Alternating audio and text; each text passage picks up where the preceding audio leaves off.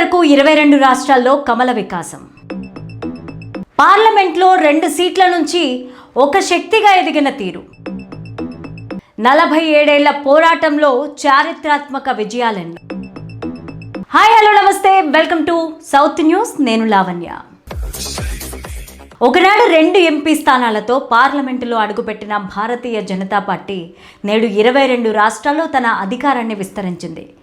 Janata party నుంచి సిద్ధాంతపరమైన విభేదాలతో 2 నేతలు బయటకు వచ్చి భారతీయ జనతా పార్టీని ప్రారంభించారు. వారిద్దరే అటల్ బిహారీ వాజ్పేయి, ఎల్కే అద్వానీ. ఎన్నో అవమానాలు, అపహాస్యాలతో వారి ప్రస్థానం మొదలైంది. కానీ నేడు వెనక్కి తిరిగి చూసుకుంటే భారతదేశాన్ని దిశానిర్దేశం చేస్తూ ప్రపంచ దేశాల ముందు సగర్వంగా నిలబెట్టింది. 5 రాష్ట్రాల ఎన్నికల ఫలితాల నేపథ్యంలో బీజేపీ ప్రస్థానాన్ని ఒకసారి చూసొద్దాం పదండి.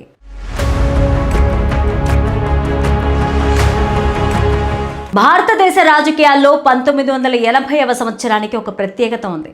ఆనాడు ఏప్రిల్ 6న జనసంఘ్ వారసత్వంతో మొదలైన ప్రయాణం నేడు 47వ వసంతంలో అడుగుపెట్టింది.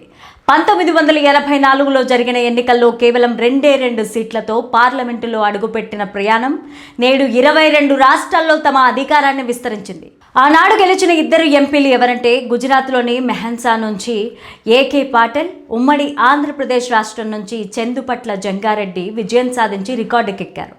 అయితే బీజేపీ మూలాలు భారతీయ జనసంఘ్లో ఉన్నాయి.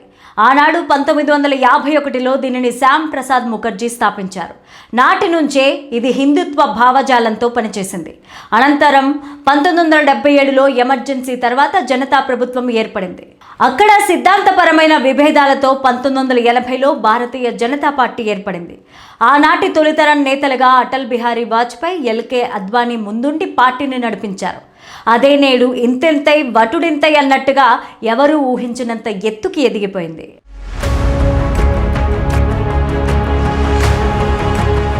దేశంలో జరిగిన 5 రాష్ట్రాల ఎన్నికల్లో పశ్చిమ బెంగాల్, అస్సోంలో ఘన విజయం సాధించింది. పుదుచ్చేరిలో ఎన్ఆర్ పార్టీ ఆధ్వర్యంలోని ఎన్డీఏ విజయం సాధించింది. 3 చోట్ల స్పష్టమైన మెజారిటీతో దూసుకుపోయింది. ఆనాడు జరిగిన ఎన్నికల్లో విజయాల కన్నా పరాజయాలే అధికంగా వరించాయి. అయినా వారు కుంగిపోలేదు. పార్టీ సిద్ధాంతాలపైన దృష్టి పెట్టి వాటిని గ్రామ స్థాయిలోకి తీసుకెళ్లారు. బలమైన పునాదులు వేశారు. అలా హిందుత్వం, జాతీయవాదం ప్రాతిపదికన ప్రజల్లోకి వెళ్లారు. వాజ్పేయి సంయమనం, అద్వానీ దూకుడు కలగలిసి పార్టీకి ఒక కొత్త రూపాన్నిచ్చాయి. దేశవ్యాప్తంగా నిర్వహించిన రథయాత్రలు పార్టీని సామాన్య ప్రజలకు దగ్గర చేశాయి. కేవలం ఉత్తరాది పార్టీగా ఉన్న ముద్రను చెరిపివేసి దేశవ్యాప్తంగా భారతీయ జనతా పార్టీ మారుమోగిపోయింది.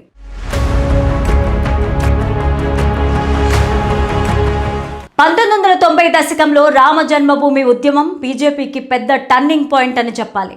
అద్వానీ చేసిన రథయాత్రతో పార్టీ జనంలోకి దూసుకుపోయింది. ఆనాడు వాజ్పేయి, అద్వానీ పిలుపుతో భారతదేశం నుంచి లక్షలాది ప్రజలు అయోధ్యకు తరలి వెళ్లారు. అక్కడ జరిగిన గొడవలు, అర్లళ్లతో ఆనాటి కాంగ్రెస్ ప్రభుత్వం బీజేపీ నేతలను అనగదొక్కాలని చూసింది. కానీ నేతలెక్కడా లొంగలేదు. దీంతో పార్టీ పైన ప్రజలకు అపారమైన నమ్మకం ఏర్పడింది. హిందుత్వ ఎజెండాను పట్టం కట్టింది.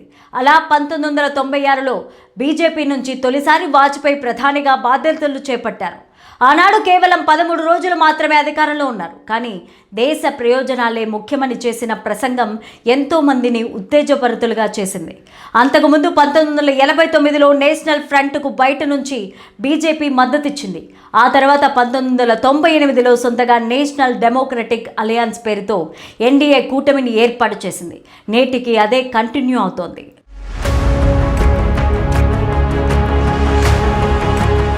1998లో మళ్ళీ వాజ్పేయి ప్రధాని అయ్యారు. ఆయన వెంటనే పోఖ్రాన్లో అణు పరీక్షలు చేసి ప్రపంచానికి సవాల్ విసిరారు. భారతదేశం వైపు కన్నెత్తి చూస్తే కబడ్దారని హెచ్చరించారు.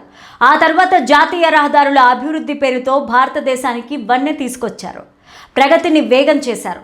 రాష్ట్రాల మధ్య దూరాన్ని తగ్గించారు. ఆ తర్వాత 2004 నుంచి 2014 వరకు కాంగ్రెస్ ఆధ్వర్యంలో యూపీఏ పాలన సాగింది. ఇక అక్కడి నుంచి భారతదేశం మార్పు దిశగా సాగిపోయింది.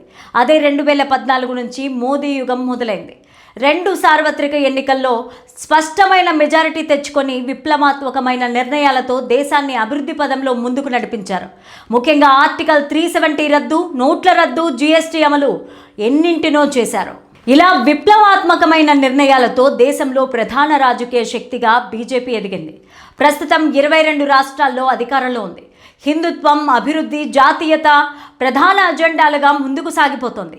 ఇప్పుడు కొత్తగా పశ్చిమ బెంగాల్ రాష్ట్రం ఆ పార్టీ వశమైంది.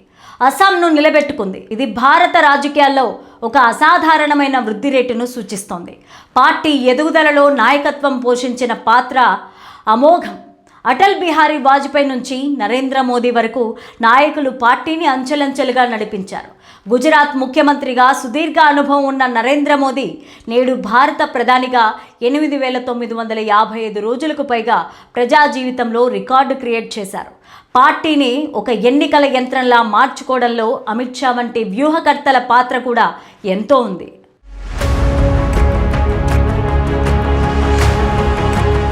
నాడు 2 ఎంపీ సీట్లతో ప్రయాణం మొదలైన బీజేపీ నేడు కేంద్రంలో వరుసగా 3 సార్లు అధికారంలోకి రావడం ద్వారా ప్రజల్లో తన పట్టు నిలబెట్టుకుంది. ప్రాంతీయ పార్టీల ఆధిపత్యాన్ని తగ్గించి ఏకచక్రాధిపత్యం వైపు అడుగులు వేసింది. ఇది ఒక పార్టీ అనే కాదు, ప్రతి మనిషి వ్యక్తిత్వ వికాస పాఠమనే చెప్పాలి. ఏది కూడా ఒక్క రోజులో రాదు, ఒక్క రాత్రిలో అయిపోదు. అందుకు ఓపిక, పట్టుదల, శ్రమ ఉంటే సాధించలేనిదంటూ ఏదీ లేదని బీజేపీ నిరూపించింది. మరి మీరేమంటారు? కామెంట్ రూపంలో తప్పకుండా తెలియచేయండి. Thank you for watching.